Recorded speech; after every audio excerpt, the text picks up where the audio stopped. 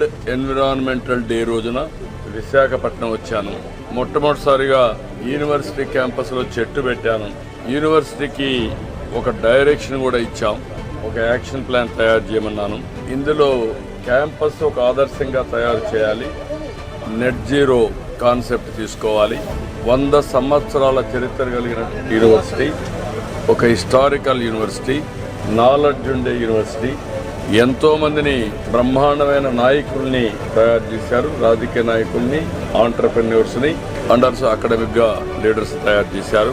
అలాంటి యూనివర్సిటీలో ఈరోజు నేను నెట్ జీరో కాన్సెప్ట్ని ఇంట్రడ్యూస్ చేసి, మీరు అన్నారు ఎండలు విపరీతంగా పెరిగిపోయినాయి, ఎన్విరాన్మెంట్ మొత్తం ఇంబ్యాలెన్స్ అయిపోయింది, ఎండలు ఎక్కువ ఉన్నాయి, లేకపోతే ఇమ్మీడియట్ థండర్ బోల్ట్స్.